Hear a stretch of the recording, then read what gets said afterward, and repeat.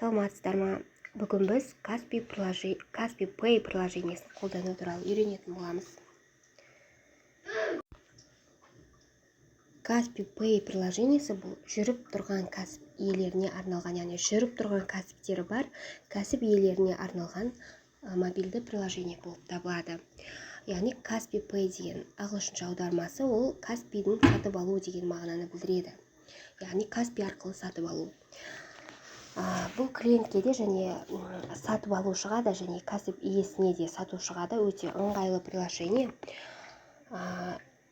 Бұның бөлімдерін таныстырмастан бұрын алдымен мұны авторизация жасап Play Market'тен немесе App Store'дан егер iPhone'ыңыз болса, осы приложениені басып аласыз. Одан кейін бұл жерде таныстыратын болсақ, авторизация жасайсыз. Әдетте ипіңіздің атын жазасыз, мекен жайын жазасыз, өзі белгілі, өзі сұрату бойынша графаларды толтырасыз. Телефон номеріңізді жазасыз деген сияқты ары қарай кете береді. Яғни точки продаж и кассиры дегенге сол сіздің нелеріңіз уже толтырып авторизация жасап қойғаннан кейін точки продажи и кассиры деген бөлімде сіздің уже данныйларыңыз тұрады. Одан кейін принять оплату. Яғни сізге клиент келіп тұр, және де осы телефоныңыз сіздің кәсіп жүріп жатқан жерде болса, сіз клиенттен 25 мыңға зат саттыңыз деліп, мысалы 25 мыңға зат сатып тұрсыз сіз. Ол клиент алатын болды, енді принять оплату дейсіз.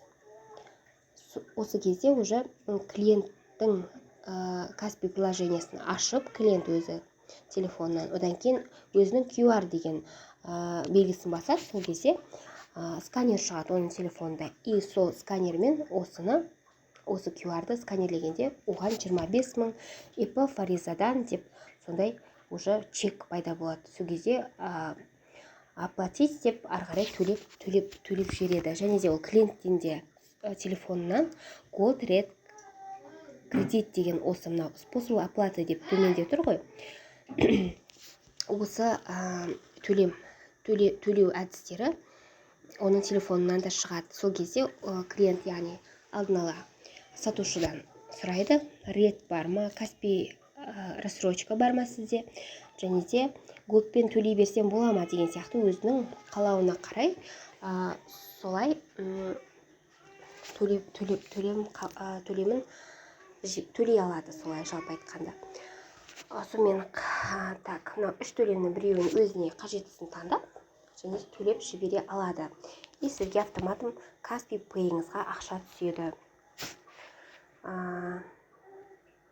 Одан кейін точки продажи кассиры деген ол белгілі онсызда. Сіздің тағанағы кәсібіңіздің мекен жайы және кассирлердің қанша кассир бар тіркей берсеңіз де болады. Жалпы сіздің осы кәсібіңіздің мекен жайы барлығы адресі сол жерде тұрады. Отчеты по продажам тоже сіздің жаңағы кіріс шығысыңыз барлығы тұрады. Енді ең мұндағы маңызды нәрсе ол акции с Kaspi QR. Жалпы сіз жаңадан бұл приложениені ашқаннан кейін акции с Kaspi QR деген осы белгішені басасыз.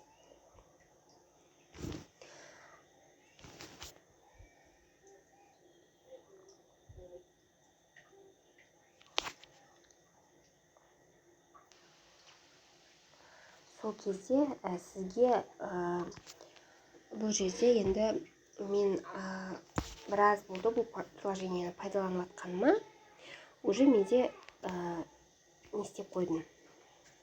Менде уже барлығы данныйларды толтырып қойған ғой, сол үшін автоматом шығып тұр. Ал сіздерде бағанағы ең бірінші авторизация жасайтын кезде сізге кәсіптің категориясын таңдау мүмкіндігі беріледі. Сол кезде электрониканы таңдағаныңыз дұрыс болады. Енді әркім өзінің саласына қарай таңдайды, но бұл жердегі ең тиімдісі электроника, яғни электрониканың пайызы 11%.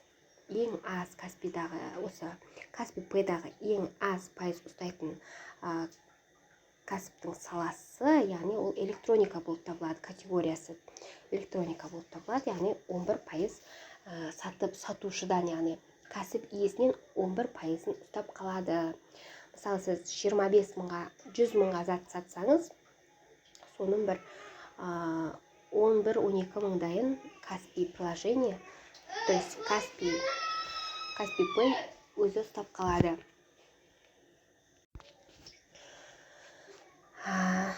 Сол үшін ең бірінші кәсіптің авторизация жасап жатқанда кәсіптің категориясын электрониканы таңдауды ұмытпаймыз. Сонымен бізде уже электроника бар. Ендігі нәрсе ол мысалы сіздерде әдетте бұл әлі қосылмаған болып тұрады. Access Каспи QR дегенде сіздерде уже басқа мәлімет шығады. Яғни сіз Access Каспи QR-ды басқанда сізге мынандай уведомление келіп тұрады. Сізге әлі қосылу үшін Каспи QR-мен көбірек сату керек деген сообщение сияқты келеді. Сол үшін сіз осы приложениемен сатып бастайсыз бір айдың көлемінде. Яғни төлемдеріңізді бүкіл осы Каспи Pay арқылы қабылдаусаңыз жақсы да, қабылдауға қалай айтсам болады. Барлық клиенттердің төлемдерін Каспи Pay арқылы қабылдауға тырысыңыз. Нақтырақ айтқанда тырысыңыз. Сол кезде сізге осы мүмкіндік ертерек ашылады. Яғни бір айдың көлемінде. Өйткені Каспи өйткені сізді бақылау керек қой. Шынымен бұл кәсіпкер ма, шынымен сата ма, шынымен кәсібі бар ма, жалпы товар немесе услугасы бар ма көрсететін, және оны сата ала ма, және оны сатып алушылар бар ма деген сияқты ғой. И соған арнайы сізге осы мүмкіндікті береді. Солай енді біздің міндетіміз ол Каспи арқылы, то есть Каспи Pay арқылы төлем қабылдау. Соны үйренуге бұл өте маңызды. Ол үшін уже сіз былай жасай аласыз. Так. Мына жерде Каспи Pay төмен жағына қарасаңыз, меню шығады. Главное, мой банк, Каспи Pay, переводы, сообщения деп тұрады. Яғни мой банкке кіресіз. То есть Каспи Pay деген QR-ға кіресіз. Міне, осы сіздің бүкіл Каспи Pay приложениеңіз, яғни Каспи Pay сату алаңының бүкіл данныйлары. То есть бір сөзбен айтқанда сіздің реквизиттарыңыз. Принять оплату Каспи Код, Каспи Ред, Каспи Кредит арқылы жаңағы үйреттім. Бұл бастапқыдағы осылай төлем қабылдай бересіз осымен. Немесе распечатать QR-код. Яғни сіздің ашық магазиніңіз болатын болса, яғни бір кісілер үйден зат сата бастайды, немесе біреулер кәдімгідей сауда орталықтарында қызмет жасайды. Соған ыңғайлы бұл Каспи QR-код деген, распечатка QR-код дегеніміз. Бұл кезде кәдімгідей QR-кодыңыз міне сіздің. Осыны скрин жасап алсаңыз болады. Осыны скрин жасап қоясыз, міне былай. Мысалы, то есть скрин жасап аласыз да, уже сізде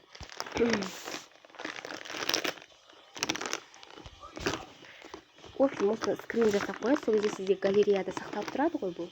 И сіз егерде сізде мысалы тағы да мынандай мүмкіндік бар. Удаленная оплата деген түрі бар, онымен қазір төменде әрде танысатын боламыз. Ал тағы да екінші удаленная оплатаның тағы бір түрі осы. Яғни сіз осы Каспи QR-ыңызды скриндап аласыз да, клиентке сәйкесінше сізге жаңағы берешек болады мысалы. Алыстан онлайн сізден зат сатып алып жатыр деп ойлаңыз мысалы. Сол кезде осы WhatsApp арқылы клиентке осыны жібересіз. Сөйтесіз да, астына кәдімгідей несін жазып жүресіз. Келесі кісіге и WhatsApp арқылы сатып алушыға жібересіз. Сол кезде сатып алушы өзінің телефонынан бұны бір кісіге жібереді, немесе келесі адамның телефонымен фото жаңағы өзінің келесі адамның жаңағыдай телефонмен камераға түсіріп алып, и өзі соған сәйкесінше өзінің Каспи приложениесіне кіріп, бағана жоғарыда айтқандай, и алыста отырса да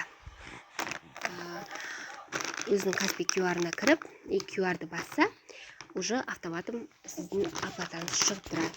Ол кезде өзі жазатын болады. Оплатить деп осы сумма, и өзі таңдайды голд, ред, кредит екенін өзі шешіп, өзі қабылдап төлемін жібереді. Енді распечат QR-кодты бұл ашық сауда орталықтарында кәдімгідей принтерден шығарып, столыңызға жапсырып қойсаңыз, автоматом келіп клиенттер өздері төлеп кете береді. Оңай жолы да төлеудің. Ешқандай Каспи голдтың номерін жазып әуре болып жатпайды. Просто алады да төлейді, тек қана төлейтін суммасын ғана жазады и способ оплатыды ғана таңдайды. Болды, сәйкесінше төлеп кете береді. Одан кейін акции с Каспи QR, то есть Каспи Pay. Енді біз распечатать QR код дегенде үйрендік. Удаленная оплата. Міне, бұл өте ыңғайлы оплатаның түрі.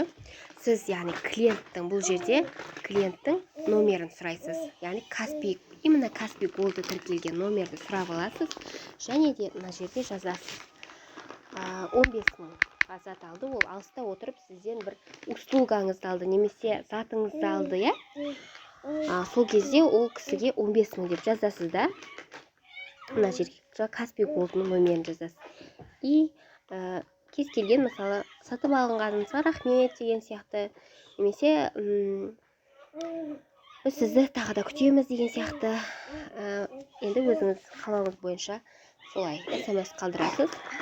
Және де осы отправить счет на Каспи 15 000 теңге деп жібересіз. Отправить счет на 15 000 кетеді. Сол кезде ол клиентке автоматом Каспи голдына осындай сообщение барады. И клиент қарайды да, кәдімгі Каспи голдтан сообщение деп тұрады. Қарайды, сөйтіп оплатить или отменить деп тұрады клиентте. Ол сатып алған болса, оплатить деп ары қарай сіздің данныйларыңыз да шығып тұрады ол жерде. Осындай магазиннен осындай зат алып жатсыз, сатып аласыз ба, әлде отменить деген сияқты барып тұрады. Отправить счет на Каспи, отправить счет на 15 000, оплатить деп ол кісі басып жүреді. Сәйкесінше сіздің тағы да Каспи Pay'іңізға ақша түседі. Так, кетті ары қарай. Бұл өте ыңғайлы вариант тоже. Енді так, балам жай қойшы. Удаленная оплата түсінікті болды деп ойлаймын. Енді акции с Каспи QR. Яғни осыны басасыз. Сіз бұны бір ай шамасында күтесіз негізі. Жаңадан қолданушы болсаңыз, бір ай шамасында күтіп, өзіңіздің төлемдеріңізді тек қана немен қабылдап жүресіз. Каспи Pay арқылы. Лажы болса, солай қабылдауға тырысыңыз. Сол кезде сізге тезірек қосылуға мүмкіндік болады Каспидің акцияларына. Менде уже қосылып тұр, және де 16 январдан бастап, сәйкесінше 29 январға дейін 12 айға бөліп төлеу жүріп жатыр. Мен услуга сатамын, соған уже маған келіп тұр, бірақ электрониканы таңдап қойған жайым бар, өйткені 11% ұстайды. Ал услугаға 15-20%-ға дейін ұстайды. Сонда ескерген дұрыс. Әрине, негізі кәсіп саласына сай келетінді таңдау керек негізінде. Так, енді акция с Каспи QR түсінікті. Отчеты по продажам түсінікті. Ол енді сізге қажет болған кезде ғана ашып қарай аласыз оны. Ала бересіз, ашып қарап. Точки продажи кассиры деген бағанағы данныйларыңыз сіздің қай жерде орналасқан, аты қандай, кассирлері бар ма деген сияқты. Кассирлері болғанда сіз, главный кассир ол сіз ғой. Басқа кассирді алудың қажет жоқ, егер действительно өзіңіз ғана жұмыс жасайтын болсаңыз. Условия Каспи Pay. Енді осымен танысатын боласыз. Каспи Gold, Каспи Red и кредит. Яғни міне категория, электроника категориясы бойынша әр категорияда әр қалай условия. Но қазір айтамын, мысалы, бұл жерде прием оплаты с Каспи Gold по QR-коду дейді. Бұл жерде уже почти 0,195% дегеніміз ол 1% деген білдіреді. 1%. Толығымен 1% деп түсінсеңіздер болады. яғни сіз сатқан товардың, то есть сізге түскен ақшаның 1%-ін Каспи Pay приложениесі жаңағы услуга есебінде өзінде алып қалады. Яғни сізге 100 мың түсетін болса, соның 1000 теңгесін Каспи Pay приложениесі өзіне алып қалады процентін. Өйткені сізге осындай мүмкіндікті бергені үшін. Одан кейін продажи с Каспи Red и кредит. Бұл жерден 5% деп көрсеткен, негізінде 11%. Жалпы Каспи Red пен төлейтін болсаңыз, пайызсыз Каспи Red пен төлем қабылдайтын болсаңыз, 5%, я? То есть кредит, кәдімгі проценті жүретін кредит, и Каспи Red қолдансаңыз 5%. 5%-ын, яғни сізден ұстап қалады. Сіз Каспи Red пен немесе Каспи кредит арқылы бір товарды сатсаңыз, мысалы 100 мың сатсаңыз, 100 мыңға бір зат сатсаңыз, сізге 100 мың келіп түсетін болса, Каспи Red арқылы уже сізден 5% ұстап қалады. Енді зачисление денег с продаж на счет сразу после успешной покупки. Көрдіңіз ба? Яғни сізге, мысалы, клиент, наоборот, қарыз болады, ол банкке қарыз болады. Каспи банкіне қарыз болады клиент. Бұл құпиясы. Ең главный құпиясы осы Каспи клиент, яғни сатып алушы Каспи банкке қарыз болады, сізге емес. Ал банк сізге бүкілін төлеп береді. Мысалы, 100 мың ба, 100 мыңның өзіне, мысалы, әдетте жаңа рассрочкамен категория электроникада 11%. Яғни 100 мыңның 11%-ын ұстап қалады. Яғни 12 мыңдай кетеді, 13 мыңдайын ұстап қалады да. Қалған, 15 мың дейікші, 15 мыңын ұстап қалады да. Қалған 85%-ын, то есть 85 мың теңгені сізге қосылып тұр. Сізге не істейді? Сізге автоматом счет, Каспи Pay счетыңызға түсіріп береді. Сразу после успешной покупки деді. Сразу. Оны күтпейсіз. Ал клиент Каспи банкке қарыз болады да. Сол 100 мың теңгені 12 айға шағып, ай сайын төлеп жүреді. Бұл ең керемет секреті осы. Солай. Бұл ары қарай тағы не түсіндіруге болады бұл жерде? Условиясын түсіндік, я? Және де где-то бір айға дейін сізге 1% ұстамайды Каспи Gold. То есть Каспи QR арқылы ұстамайды бір айдай. Бір айға жуық. Мысалы, сізге 100 мың түсіп тұрса бір ай, соның 1000 теңгесін ұстамайды. Уже бір айдан кейін барып ұстап бастайды. Өйткені сізге мүмкіндік береді, сондай жеңілдік береді. Бұл да бір жақсы жеңілдік жаңадан бастаушыларға, я? Одан кейін так.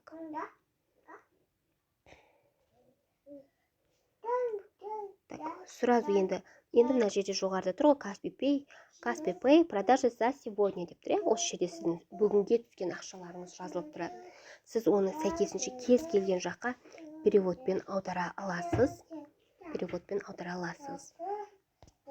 Міне.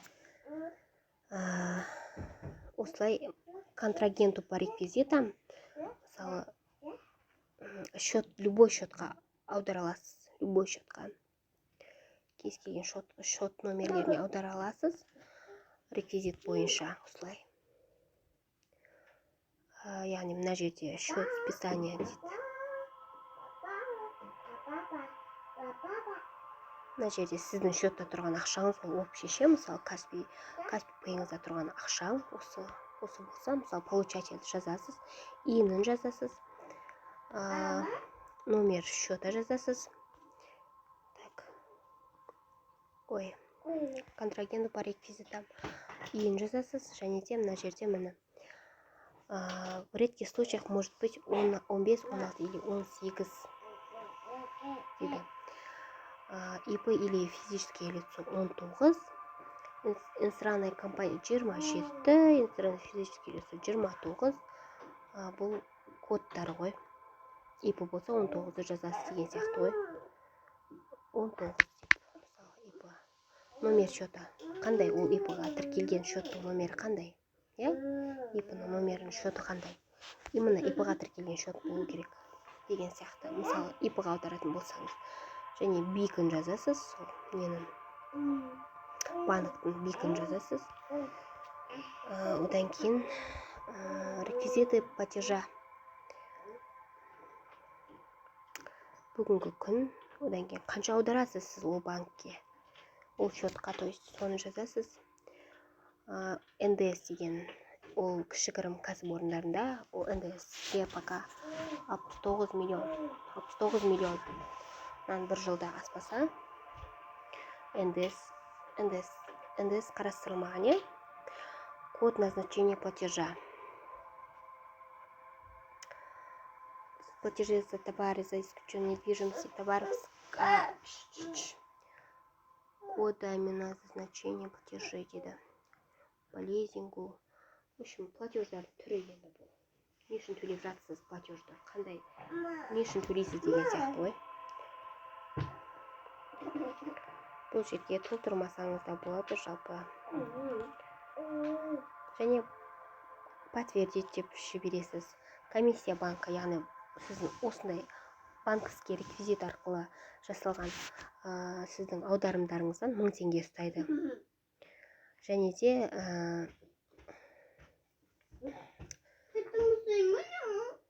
платеж будет проведен до 10 часов дейді. Сағат 10-ға дейін аударылады ертең. Келесі күні сағат 10-ға дейін түседі деген сияқты ғой.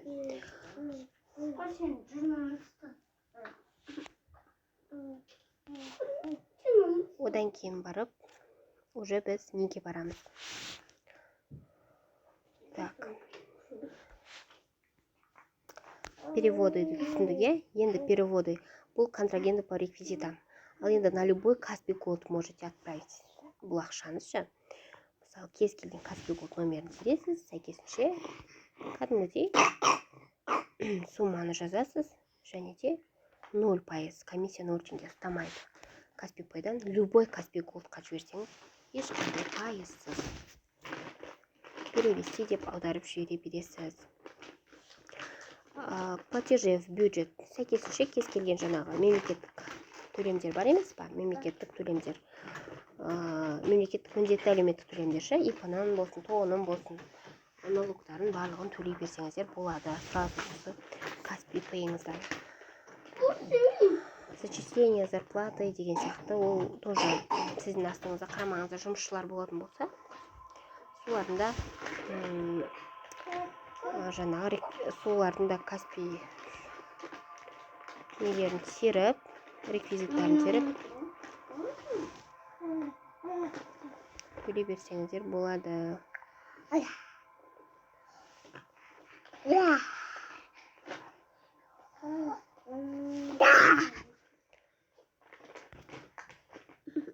Так, сотрудниктердің айлығын төлейтін кезде осыларды пайдалансаңыздар болады. Так, сообщение. Каспий Пэй акциялар жариялайды. Бұл да маңызды бір бөлігі деп түсінсеңіздер болады. Акциялар жариялаған кезде сіз уже акцияға қосылғаныңыз туралы сообщение келеді міне. Мысалы,